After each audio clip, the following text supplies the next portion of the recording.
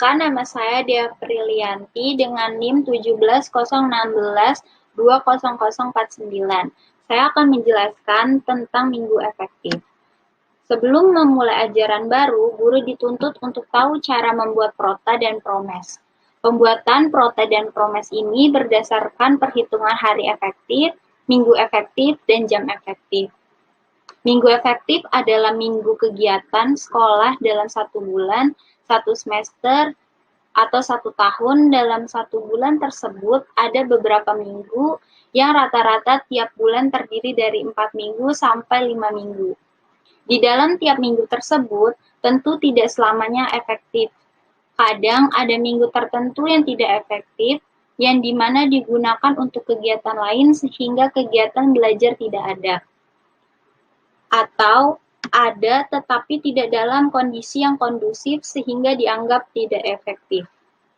Contoh kasus yang diambil dalam proses penghitungan minggu efektif adalah pada bulan Juli tahun 2020 untuk wilayah Provinsi Jawa Barat. Mari kita lihat tabel penanggalan di bulan Juli tahun 2020 tersebut. Berdasarkan keterangan, dalam kalender pendidikan biasanya sudah ditandai dengan simbol atau warna yang menjelaskan kegiatan pendidikan dalam tiap bulannya. Pada bulan Juli tahun 2020, jika dirinci akan memperoleh data sebagai berikut.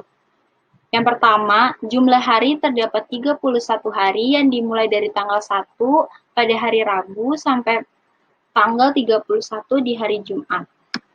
Jumlah minggu terdapat 5 minggu, dan jumlah minggu efektif adalah terdapat 2 minggu, yaitu dimulai dari tanggal 16 sampai dengan tanggal 30.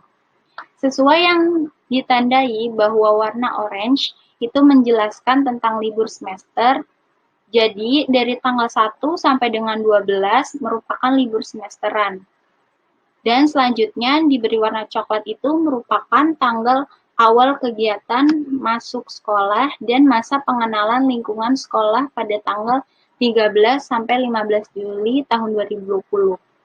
Dari tabel penanggalan bulan Juli 2020 di atas, kita bisa melihat jumlah hari, jumlah minggu, dan libur umum berdasarkan penandaan kalender pendidikan.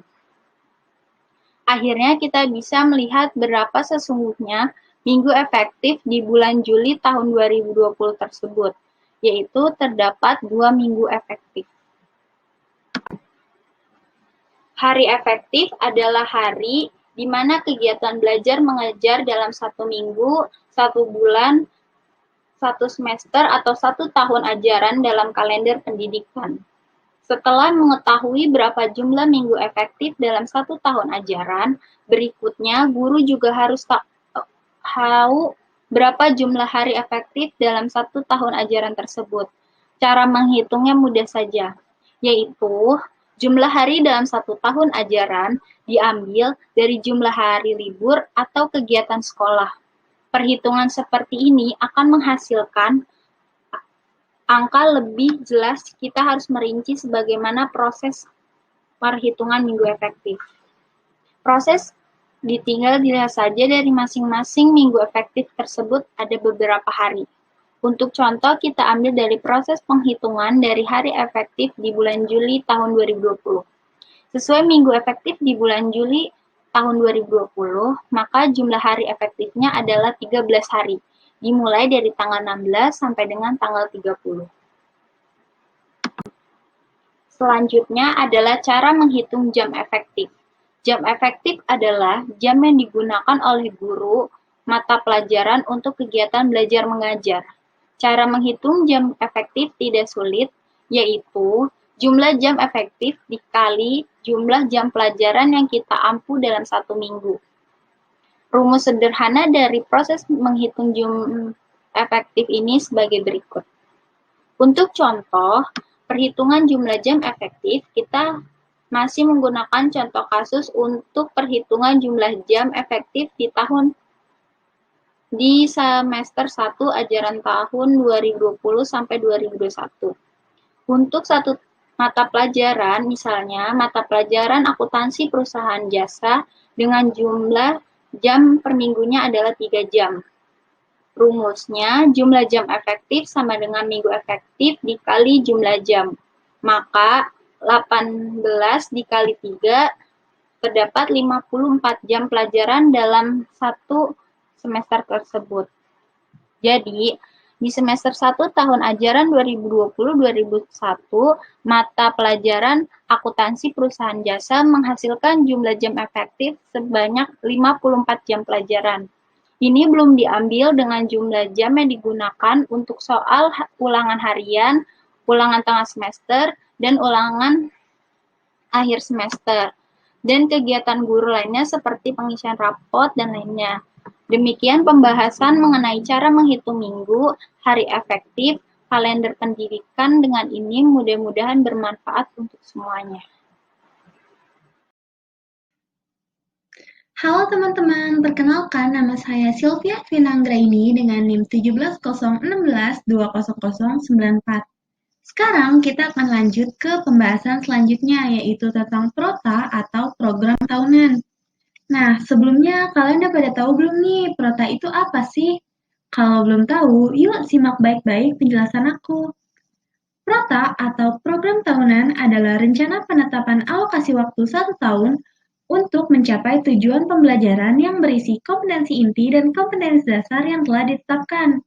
Penetapan alokasi waktu ini dibutuhkan agar seluruh kompetensi dasar dapat dicapai dan dikuasai oleh peserta didik. Penentuan alokasi waktu ditentukan pada jumlah jam pelajaran sesuai struktur kurikulum yang berlaku dan juga keluasan materi yang harus dikuasai peserta didik. Prota ini terdiri dari beberapa komponen, meliputi identifikasi yang berisi satuan pendidikan, mata pelajaran, dan tahun pelajaran. Kemudian ada kompetensi inti, kompetensi dasar, alokasi waktu, serta keterangan. Sebenarnya fungsi Prota itu apa sih? Nah, Prota berfungsi untuk mengorganisir pembelajaran agar bisa berjalan secara optimal, dijadikan pedoman untuk menyusun promes atau program semester, dijadikan pedoman untuk menyusun kalender pendidikan, dan yang terakhir digunakan sebagai acuan untuk mengoptimalkan penggunaan waktu efektif pembelajaran yang tersedia. Nah, dalam menyusun sebuah program tahunan, tentunya ada tahapan-tahapannya dong. Apa aja sih tahapannya itu? Tahapan pertama dalam menyusun Prota atau program tahunan adalah mengidentifikasi jumlah kompetensi dasar dan indikator dalam 1 tahun. Tahapan kedua, mengidentifikasi keluasan dan kedalaman kompetensi dasar dan indikator. Tahapan ketiga, melakukan pemetaan kompetensi dasar untuk tiap semesternya. Dan yang tahapan terakhir, menentukan alokasi waktu tiap kompetensi dasar dengan memperhatikan minggu efektif. Nah, daripada kelamaan, yuk kita lihat contoh Prota yang udah dibuat oleh kelompokku.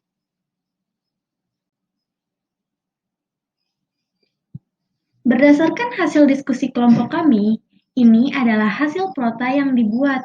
Dapat dilihat dalam Prota tersebut mencakup kompetensi dasar yang sudah sesuai dengan silabus dalam 1 tahun, adanya pemetaan kompetensi dasar di setiap semesternya, dan yang paling utama tentunya ada alokasi waktu.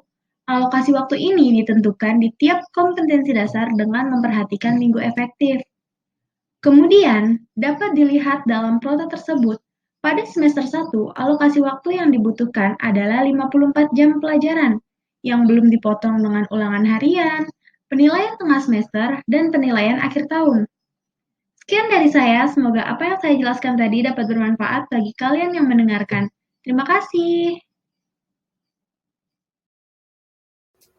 Perkenalkan, nama saya Ratmelia Sari dengan NIM 17016200061. Pada kesempatan ini, saya akan melanjutkan penjelasan mengenai program semester. Apa sih program semester itu?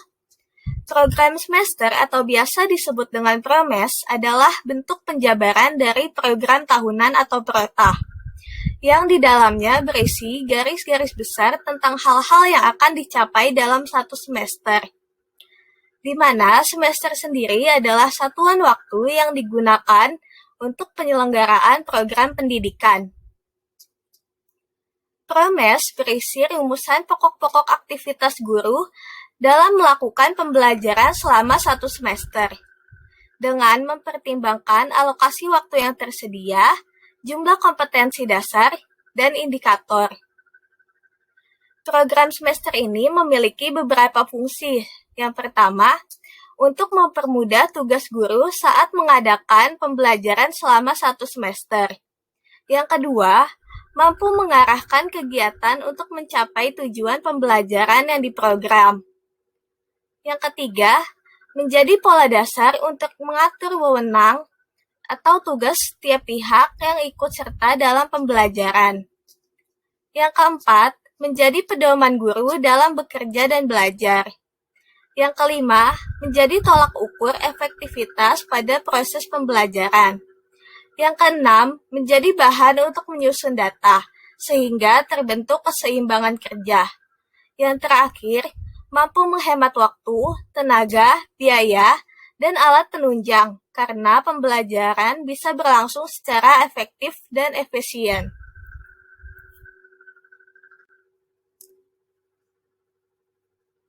Berikut adalah contoh program semester yang telah disusun.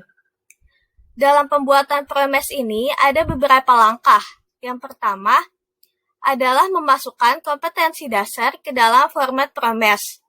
Kompetensi dasar ini meliputi KD3 pengetahuan dan KD4 keterampilan. Lalu, masukkan alokasi waktu untuk setiap kompetensi dasar yang sebelumnya telah ditentukan dalam program tahunan. Selanjutnya, seperti yang telah disusun dalam kalender pendidikan atau KALDIK, masukkan jumlah minggu pada setiap bulan selama 1 semester. Seperti yang terlihat pada gambar, bulan Juli memiliki 5 minggu, Agustus 4 minggu, September 5 minggu, Oktober dan November 4 minggu, serta Desember 5 minggu. Selain itu, pada KALDIK juga sudah diperkirakan kapan waktu ulangan harian, penilaian tengah semester, penilaian akhir semester, pembagian lembar hasil belajar atau LHB, serta libur semester. Seperti contohnya dari hasil PROMES kami, ulangan harian pertama jatuh pada minggu keempat bulan Agustus. Lalu, tandai perkiraan waktu-waktu tersebut dengan warna berbeda agar memudahkan untuk dipahami. Seperti contohnya pada ulangan harian dan penilaian tengah semester diberi warna hijau. Sedangkan warna orange untuk penilaian akhir semester. Lalu, untuk bagian yang ditandai warna ungu adalah aktivitas pembelajaran yang berlangsung pada minggu efektif. Dalam hasil PROMES ini dapat dilihat bahwa pada mata pelajaran praktikum akuntansi perusahaan jasa, aktivitas pembelajaran dimulai pada minggu keempat bulan Juli, di mana pada minggu keempat bulan Juli ini, guru akan membahas mengenai KD 3.1 dan 4.1. Hal ini berlaku seterusnya sampai pertemuan terakhir, yaitu ditandai warna ungu pada minggu keempat bulan November dengan membahas KD 3.8 dan 4.8. Sekian pembahasan dari saya mengenai program semester. Semoga bermanfaat bagi semuanya. Terima kasih. Assalamualaikum warahmatullahi wabarakatuh. Saya Najwa Silmi Kafah dengan NIM 1701620114. Di sini saya akan menerangkan tentang silabus. Silabus adalah rencana pembelajaran pada suatu dan atau kelompok mata pelajaran atau tema tertentu yang mencakup standar kompetensi dasar, materi pokok pembelajaran, kegiatan pembelajaran, indikator pencapaian kompetensi untuk penilaian, alokasi waktu, dan sumber belajar. Silabus ini bermanfaat sebagai pedoman pengembangan perangkat pembelajaran lebih lanjut, mulai dari perencanaan, pengelolaan, kegiatan pembelajaran, dan pengembangan penilaian. Selanjutnya akan ada hasil dari silabus kelompok kami.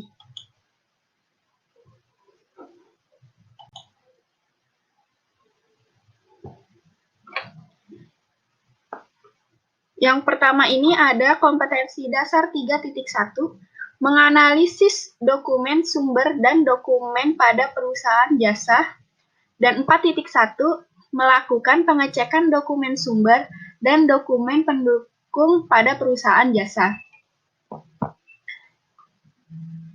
Selanjutnya ada materi pokok, yaitu dokumen sumber dan dokumen pendukung.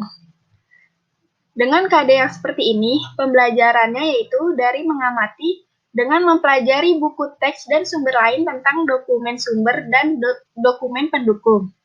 Menyimak tayangan atau demo tentang dokumen sumber dan dokumen pendukung.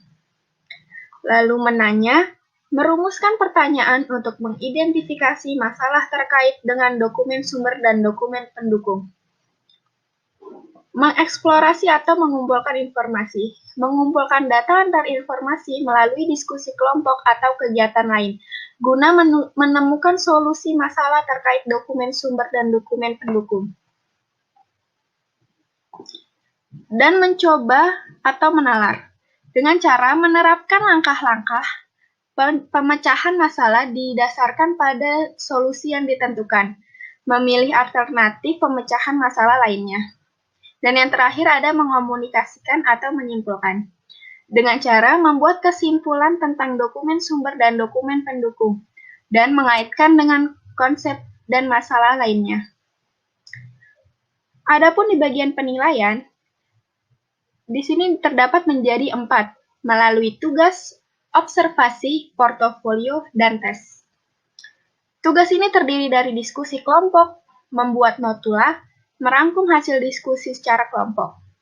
Di observasi, terdapat checklist lembar pengamatan kegiatan diskusi kelas dan kelompok. Dalam portofolio, terdapat laporan tertulis kelompok. Dalam tes, terdapat tes tertulis bentuk uraian dan atau pilihan ganda. Dengan materi menganalisis dokumen-dokumen seperti ini, diberikan alokasi waktu selama 3 jam pembelajaran. Dalam kelompok kami, 1 jam pelajaran itu berisi 45 menit. Jadi jika alokasi waktu 3 jam pembelajaran, maka 3 dikali 45 menit. Dengan menggunakan sumber belajar, buku praktikum akuntansi perusahaan jasa dan dagang penerbit Erlangga.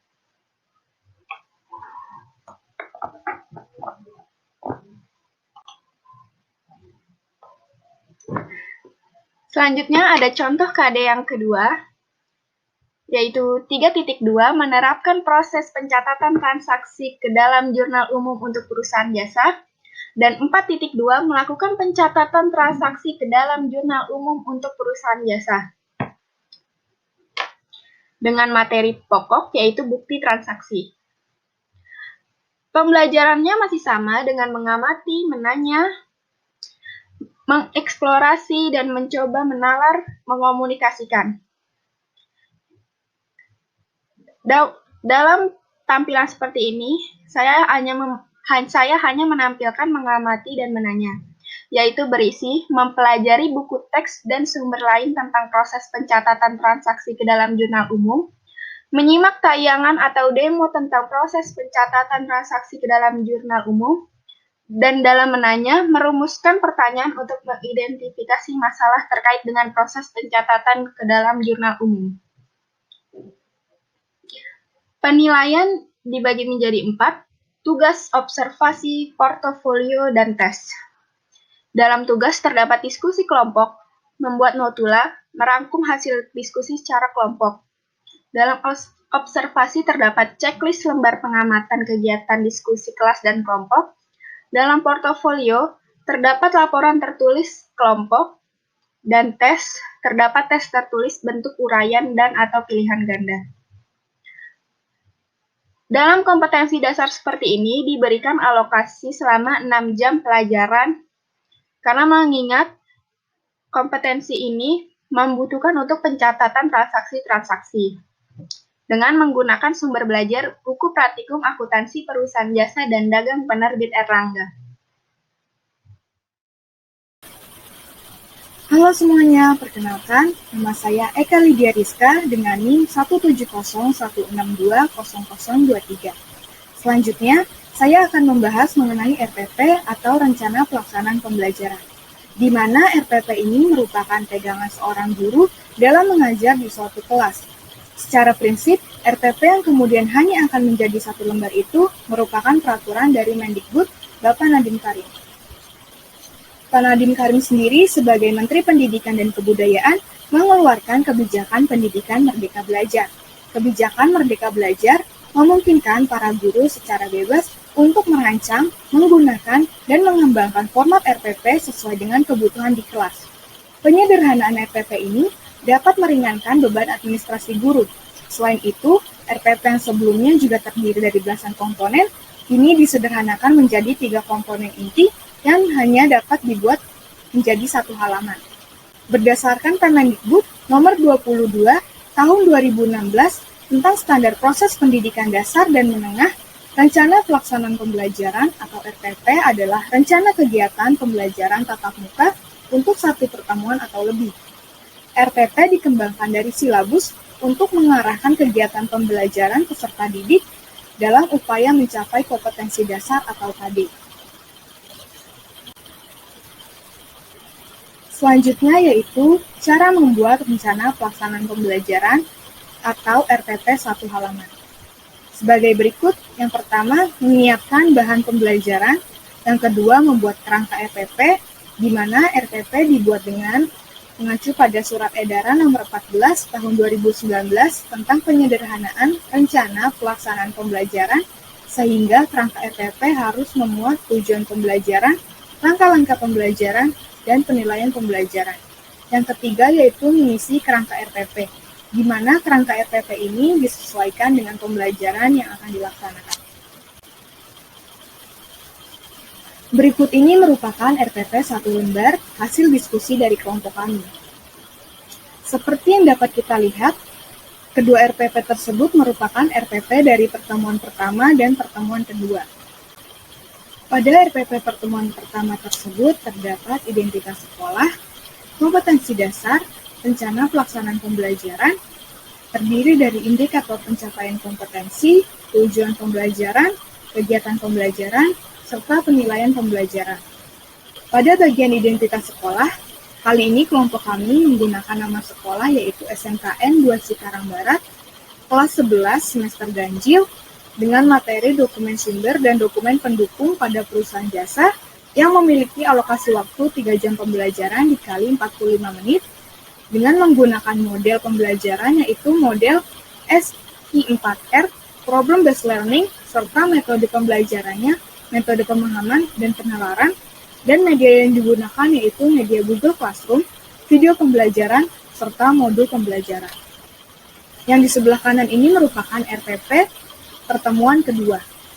Pada RPP pertemuan kedua, kali ini membahas materi tentang pencatatan bukti transaksi jurnal umum pada perusahaan jasa dengan alokasi waktu 3 jam pelajaran dikali 45 menit dengan menggunakan model pembelajaran contextual teach learning dan problem based learning dengan metode pembelajaran, metode ceramah, dan media pembelajarannya Google Classroom, video Zoom, model pembelajaran. Lalu yaitu ada RPP pada pertemuan ke-7 dan ke-10. Pada pertemuan 7 kali ini dengan membahas materi yaitu neraca lajur, di mana memiliki alokasi waktu 3 jam pelajaran dikali 45 menit dengan model pembelajaran informasi processing, problem based learning, dan metode pembelajaran yaitu metode ceramah. Serta media yang digunakan yaitu media Google Classroom serta video Zoom. Yang di sebelah kanan merupakan pertemuan ke-10 dengan materi penyusunan neraca.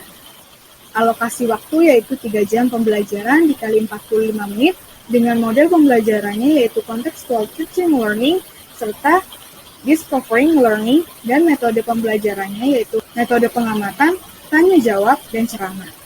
Media pembelajaran yang digunakan yaitu video Zoom dan modul pembelajaran. Dapat kita lihat dari RPP yang sebelumnya yaitu pertemuan pertama dan kedua serta pertemuan ke-7 dan ke-10 memiliki model dan metode serta media pembelajaran yang berbeda.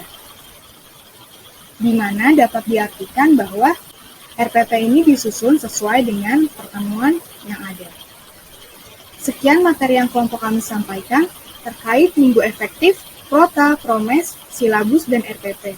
Semoga video ini dapat bermanfaat untuk teman-teman semua ya. Terima kasih. Wassalamualaikum warahmatullahi wabarakatuh.